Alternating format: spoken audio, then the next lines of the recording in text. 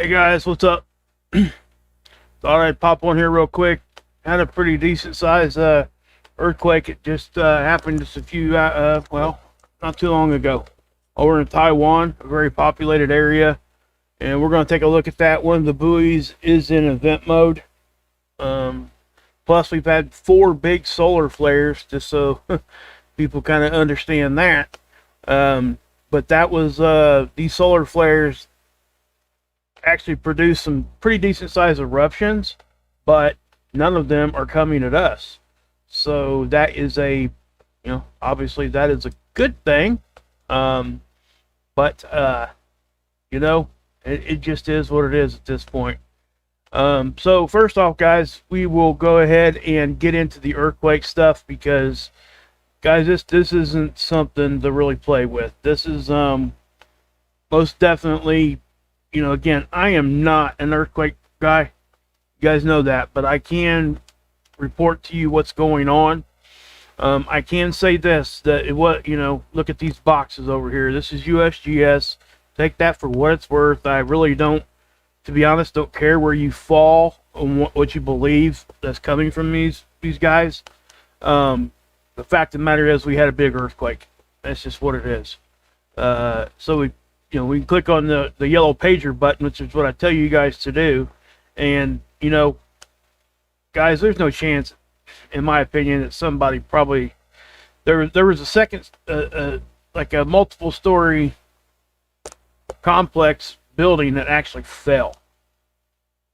Okay, and where did I get that information from?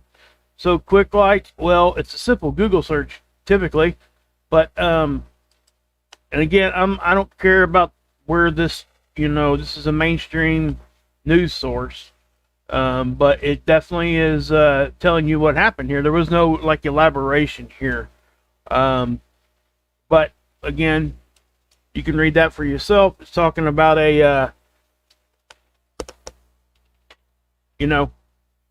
building collapsing here. Let me find that part of the article. Let's see here. Okay, yeah. A 2-story residential building collapsed near the epicenter. It's a residential, guys. It is most definitely something that we can't ignore on this one. This is it's a big one. And I ain't saying it's a huge one, but, when we're talking, USGS has now downgraded it to a 6.9, and that's typical. Okay, the depth is at 10 right now, and I think it's because it's early on. 10 kilometers is kind of a default setting that these things go to, and once they figure out the depth as as the data comes in, they will adjust that accordingly. Yeah, a 7 and a 7.2. Yeah, it's definitely, this is the thing with this one, guys, there was at first a tsunami threat. And how do I know that? Hey, Ron. By the way, guys, I wouldn't even be on right now if it hadn't been for Ron doing his video, because I got a notification he was on. And I went to, say something, and that's about the time he was ending his stream, because he was only on for like 13 minutes, 14 minutes. So, thank you, Ron, for being on top of that. And guys, go check out Ron over at Emergency Management Associates. Please do. Ron, please feel free to drop your link in there so these guys know where you're at, where they can find you. Yeah, there are not now, they're not. And he's exactly right. He says no tsunami threats currently. That's why I didn't put it in the title, because at first I had it there because there was a tsunami threat at first, and they downgraded it. Or at least took that threat level away. When I first clicked on this top banner was purple, and it said tsunami advisory or whatever it says. So just understand that's it's a tsunami threat. And also here, guys, you guys can look at these yourself. These are what the magnitudes were coming in at. And without going into too much detail, because Ron knows all about this way more than I do. They usually think they throw out the high number and the low number, and then they try to come up with an average. And guys, again, I'm not here to argue whether or not we believe what they're saying or what they're not. the fact is, this was a big earthquake. And again, Ron knows way more about that stuff than me, so please go check him out. Hey, Murph Dog, what's up? Yeah, I know. That's what I'm saying. I went over there and was trying to, because I got a notification on my phone that Ron went live. That's why, guys, that's why it's important to keep, like Ron, even myself, I would put myself in that category that, I try to get out here and let you guys know what's going on if it's pertinent, right?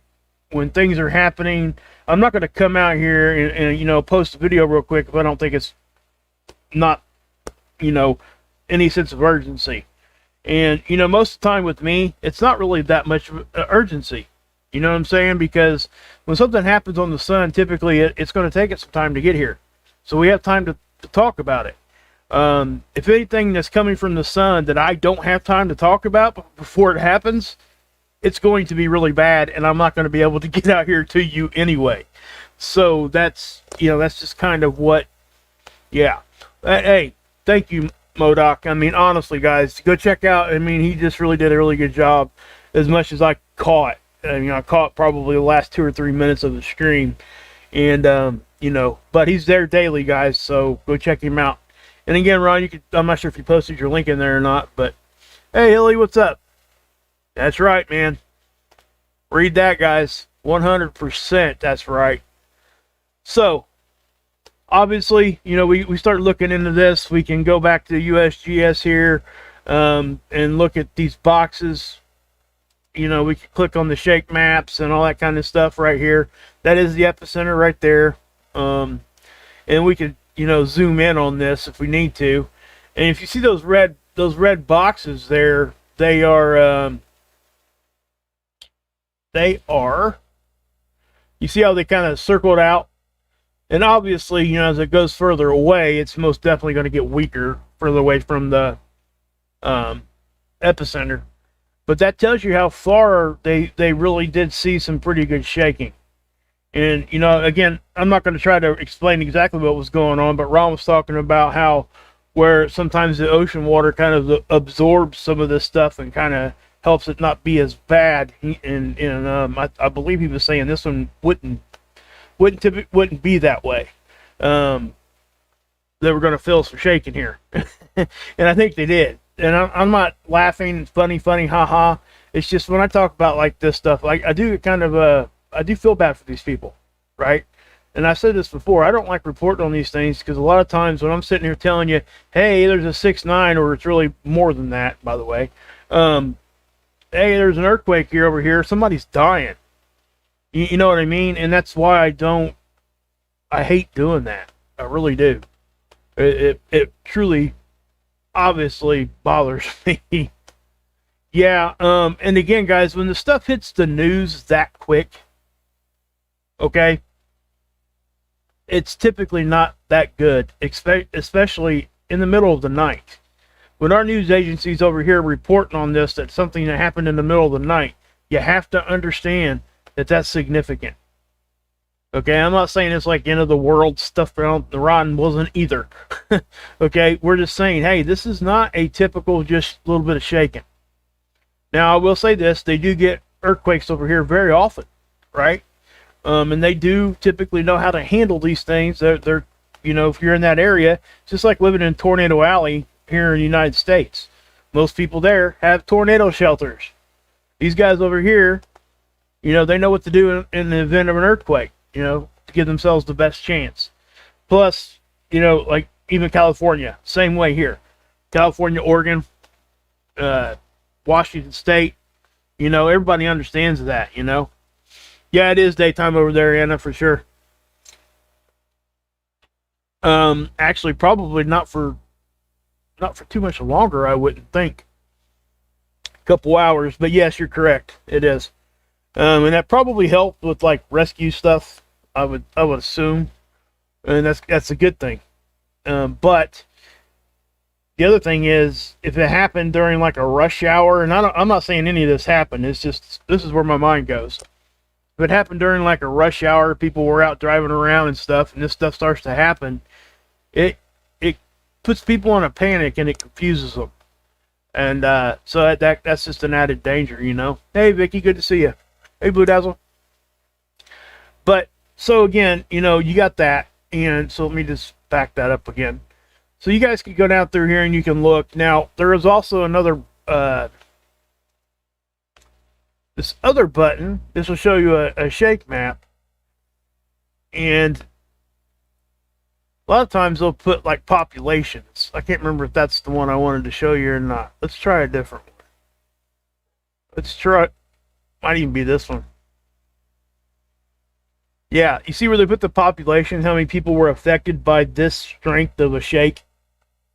So if you want to know how many people were there, look at this map. Look at this. That's 1 million people right there. That's 1,000. Okay, that's 1 million people felt that strength, right? Again, you can go down through here. These are the people that were directly affected. Taiwan is very highly populated, and the population is very, very condensed. Okay, so that does sometimes, you know, it makes things worse when you have this stuff. So, and again, they don't live how we live over here, guys. You know, I'm sure the building codes are I'm not sure what they are in Taiwan, but I wouldn't think that they would be like at the highest standard of anything like that, right? And yes, Ron's exactly right. Thank you for putting that back in there in the chat for me, bud. You know, there are no tsunami warnings at present, but what I did notice, and I always check this, and you guys don't have to, because it really doesn't, unless there's multiple ones in event mode, yeah, there's not really a whole lot to even, yeah, I almost didn't show this to you guys because sometimes it confuses people. Okay, this is the buoy system that we have set up, and when these are blinking, the yellow boxes are blinking, that means that buoy's in event mode. In other words, it's something out of ordinary, and it's a tsunami station in event mode. It says it right here. And so in other words, the wave height and stuff was jumping up and down, okay, in a way that's not normal. We've actually seen big hurricanes come through here and do that, right? Anywhere, right? And that's why they show the hurricanes on this map. See it? I know they kind of blend in, but check it out. They do that on purpose, because if there's a hurricane right over top of one of these buoys, it could cause them to, you know, think that there might be a tsunami around there somewhere, and it's really not. It's just intense wind from the hurricane. So that's why we take that all into consideration. Now, if this spreads to other, I would think it would have already spread to these other ones if this was going to be any kind of anything to be worried about. But you know, so that's a good thing. So if we click on that, you know, and we're talking about column height and, you know, wave height and all that kind of stuff. You can click on view event details, and it'll show you what the buoys look like. And then if you scroll down, you see this. Okay, that is what they're talking about there. That was a pretty good little up and down. I have to say, it really was. Now, it didn't last very long, obviously. So yeah. Hey Tina, what's up? And again, to be honest with you, I don't even know exactly how to read what I'm looking at here. Okay, I know that you can read these charts and these graphs best you can. You got meters right here, and you could go by the date here and the time. And I believe that this is 15-second increments from here to here, if I'm correct, from each one there. If I'm correct, and I'm pretty sure that that's how it works, but again, don't quote me on that. So yeah, so that happened, and again, guys, you know, all we can do for this kind of stuff is just be aware and throw some prayers that direction, and, you know, or good thoughts, whatever you do. I'm sure these people would appreciate it, and that's, you know, it's unfortunate this stuff happens, but, you know, it's life, guys. I mean, but anyway, when we're talking about this stuff, you know, 2 strong earthquakes, and again, guys, please just ignore where the stuff comes from. They didn't elaborate on here any sort of way, okay? They just really simply just like reported what happened. Okay, so when you see those kinds of reports, I mean, there's nothing to sit here and question.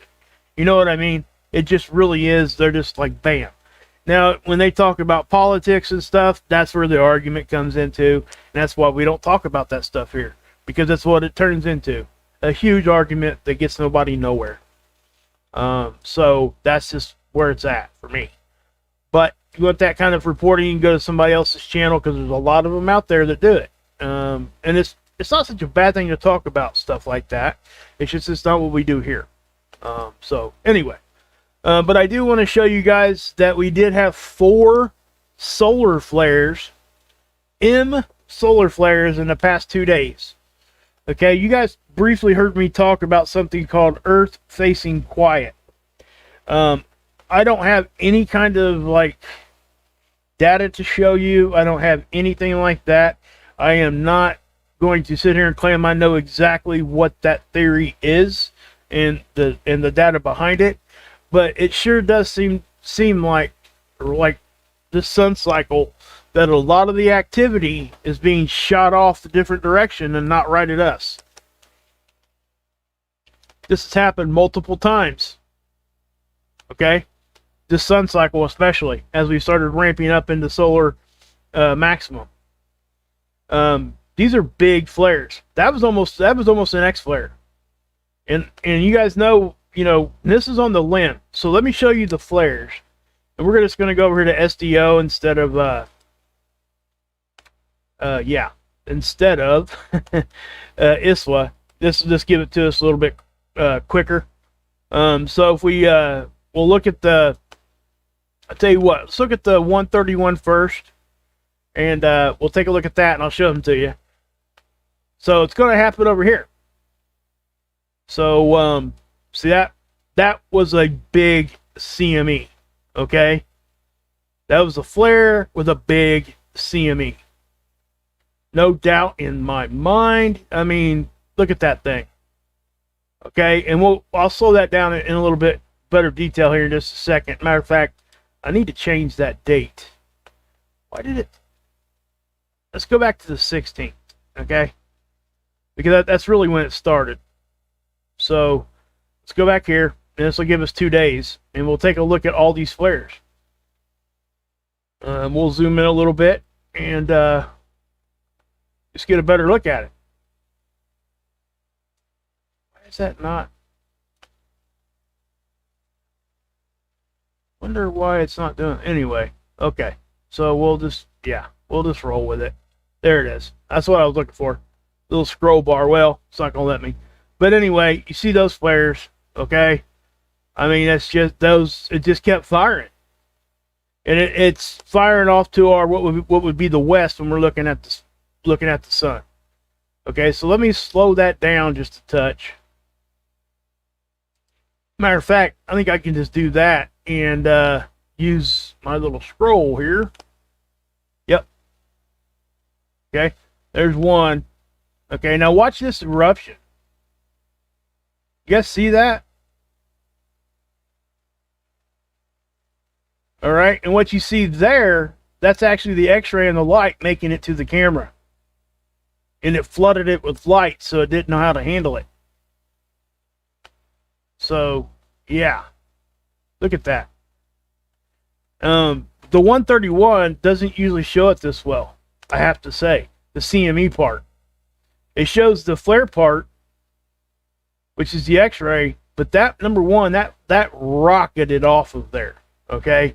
That was moving fast. And that happened earlier, about midday, right? So, and again, like I said, guys, that was the third one, I believe. So we'll back it up and see. There's one, there's two. Yeah, it was the third one, I think. Yep, it was. So there's the first one right there. Second one there. and I'll stop it right here so you can see it. See that? Now, I also want to point out that some of these X-rays are being occulted by the sun. In other words, it's blocking some of the X-ray from getting to us. So I would almost bet you that that first one was an X flare. So yeah, And you could tell that three of those solar flares right there, they did not produce CMEs. Okay, at least not substantial ones. But check this out again, like I just showed you a second ago. This one did. Okay, that was a lot of plasma leaving the sun.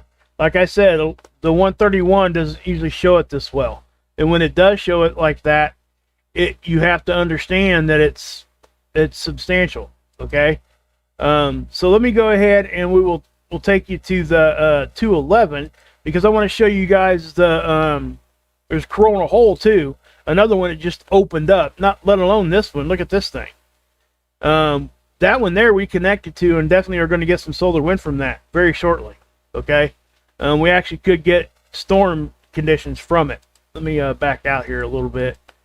And this is from SDO satellite, guys. I show you guys this all the time. It sits out in front of the Earth, always looking at the sun, and it's over the same part of the Earth all the time.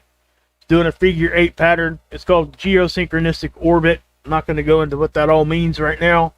But it's always looking at the sun, and it's in an orbit around our planet that keeps it in the same position. As far as what's underneath it is actually Mexico and South America in a figure 8 pattern. And again, I'm not going to go into too much detail. Actually, what I could show you this while we're here, because I forgot it shows us. Okay, here we go. Well, I'll take you to the home here, and you guys can do this too. Okay, so when I say geosynchronistic orbit, if you guys go over here to the SDO Solar Dynamics Observatory site, and you say, where is SDO? You see this? You click on that, it's going to give you like 3 or 4 different models here, but this is what I'm talking about. This satellite continuously does this figure 8 pattern over the same part of the planet. It always stays there. It's locked in orbit right there. But it still pivots its eye to always look at the sun, no matter where we are in the daytime. Right? So, anyway, that's what geosynchronistic orbit does. So it's in that figure 8 pattern. They do that for a couple reasons. One of the reasons is it gives it the most opportune time to be looking at the sun without having the Earth go between the satellite and the sun, causing an eclipse of the satellite. So, yeah. But you guys can look at this too. This will show you lots of different things. Whenever you see something weird over here, if you come look at this, it's going to show you most likely it's an eclipse, because you'll see it go dark and come back. It does all kinds of crazy things that wouldn't seem normal to you unless you knew how these satellites actually maneuver and operate. So, anyway, that was that part of it. So let's go back to this one here, and we'll just, yeah. So watch the disruption in the corona when this CME fires off over here. It's substantial, okay? Right about there. See that? And again, that thing is occulted by the sun. We're not seeing the whole visual there. So, anyway, before I show you more about that, this coronal hole we connected to, but check out this coronal hole opening up and how fast it's doing it. When it gets to about right here, this thing is actually pretty sizable already. The corona of the sun is really opening up right there right now, and we're going to connect to that, and it definitely, see how big it got? And it's right in front of us. So we're definitely, the atmosphere of the sun, the corona, opens up, exposes the surface, which is what the black is. This isn't a hole in the sun. Why is it black? People ask me that. It's because you're seeing a temperature difference. The darker colors are colder. Yes, the surface of the sun is colder than its atmosphere. Yes, it's an odd thing to say, and that's puzzled scientists for a long time. That's why one of the reasons they sent the Parker SP satellite out there to get inside and get readings of the corona to try to figure out why and how that happens. So when I'm, when I'm talking about Earth facing quiet, that means when these things come in front of us, it quits firing. It doesn't fire anything at us directly. And I've noticed that there might be a little something to that, but I can't, give you anything, concrete. So just check that stuff out. You guys can Google it or whatever, Earth facing quiet. I'm not sure if it's really that amount of like an accepted science behind that. A matter of fact, it would be a kind of like a newer accepted science if that's actually what's happening. But I don't think it's part of an accepted science yet.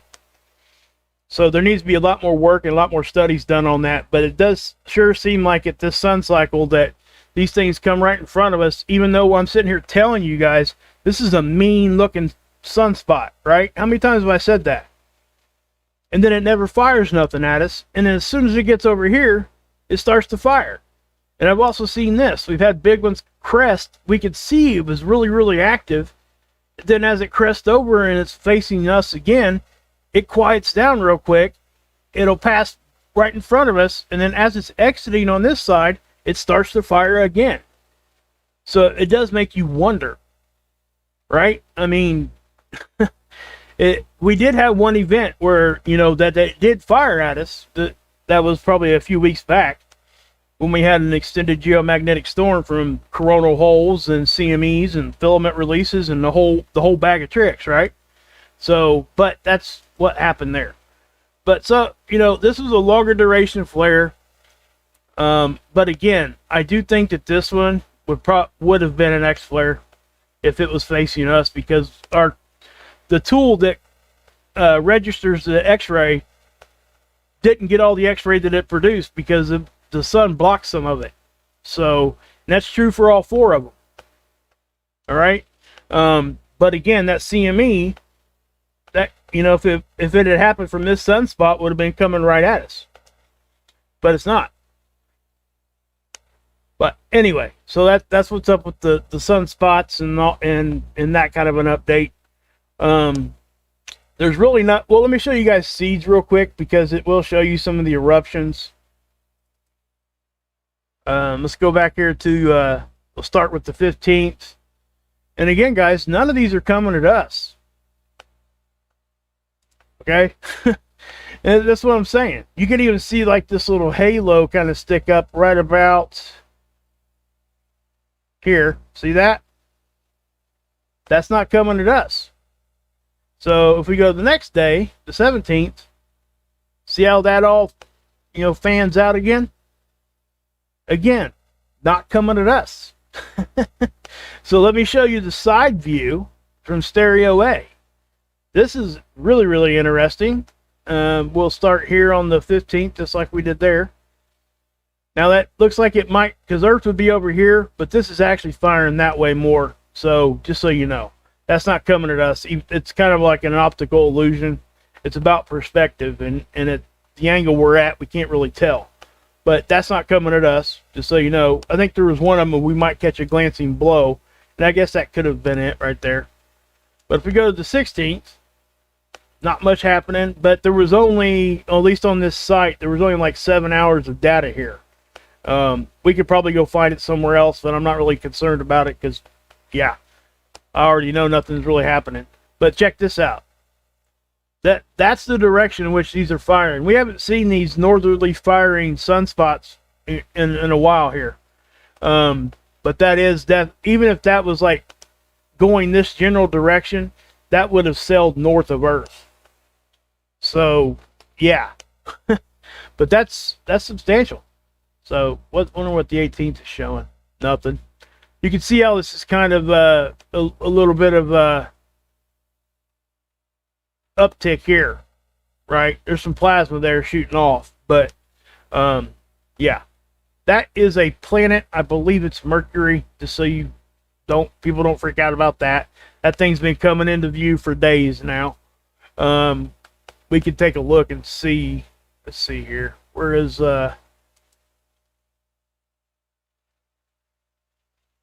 oh, this little spiral doesn't show those. Give me 1 second, guys, and I'll get that. We'll see what's hanging out right there. Yeah, it's probably Mercury. Well, maybe not. That might be Venus. I bet it's Venus. I bet we're seeing Venus right there. Because this is Mercury and it's going this way. So from the satellite's perspective, it was moving right to left, which is what Venus would be doing. So it's probably Venus what we're seeing there. Okay.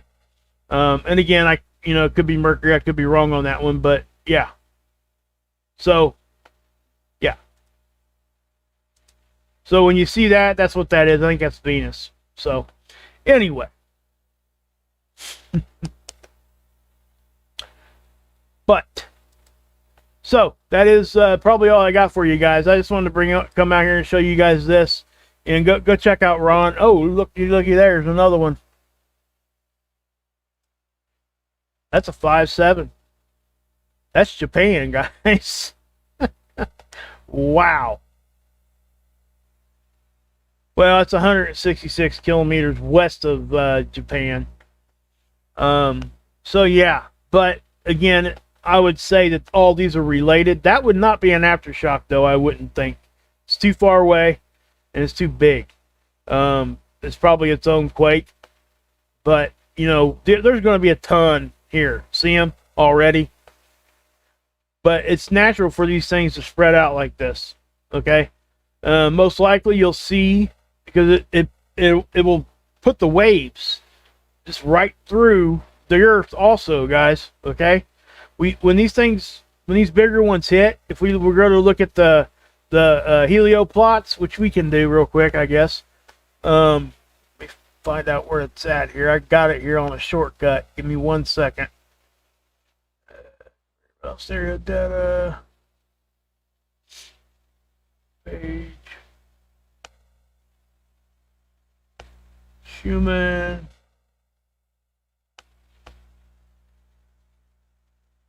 I'm not finding it on my shortcuts. Sorry, guys. Thought I had it, but maybe I don't.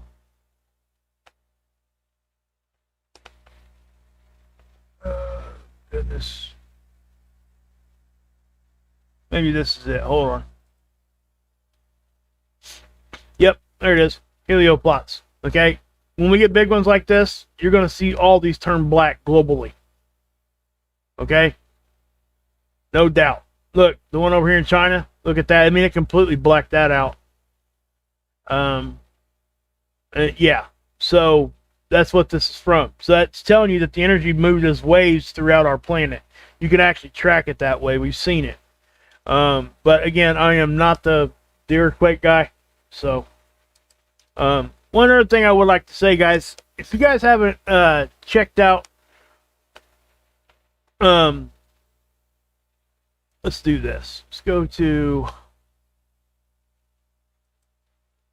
my channel real quick, guys. We had a awesome live stream over on the lifeboat earlier tonight, guys.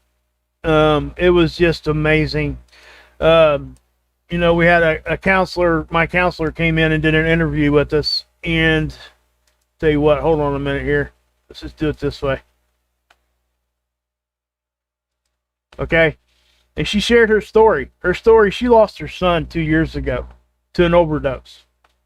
And she said one of the most prolific things I've ever heard in my life. She showed a picture of her son when her son was 11 years old. And said that, I can't hardly say it. It just chokes me up. If she'd have known that was going to be, the midpoint of his life, I can't even say exactly what she said. She's very brave to come on here and talk about it. And she's actually a counselor. She's beaten a alcohol addiction. All these things, and it was just such an honor to hear her tell the story, and to see that she overcame it, and she's always going to fight it, right? But she's doing good things. She's helping others, with addictions and stuff through the counseling. She helps me every Thursday night. I mean, we do a group session, and it's just awesome. So there's a link. Please go check it out. You guys will not regret it. If you're ever going to watch one of our episodes over there, this is one of them to watch. Okay? It's such a great thing. So please come support this and let everybody see it and share it with everybody you know. She really does go through some stuff here, and yeah, I can tell you this, if there wasn't a dry eye in the house, including myself, okay? It was just, yeah, can't say enough good stuff about how brave it was for her to do that. You know, and her son's name is Ryan, and, you know, we got to honor that. She's honoring that by staying sober. And so please, guys, come over here and check this out. And, you know, leave her a good comment in the comment section. And, you know, it does help. So, but anyway, guys, there's your update. And please, again, please come check us out. This is the good stuff. Good stuff over there. Anything else that happens here, I'll definitely be here to give you guys an update like I have been. And yeah, so God bless and pray for these people. Okay, guys? Please pray, send good thoughts, love, whatever you do. So God bless. Yahusha saves. And oh yeah, by the way, guys, I've been married 29 years today. Yes, to the same woman. Got married when I was 18. How many people could say that nowadays, you know? She's my best friend. Best friend, and, you know, her and my kids are the best things that ever happened to me. So, you know, they are the reason why I'm sober. Been sober 11 years, and people ask me, how did you stay sober that long?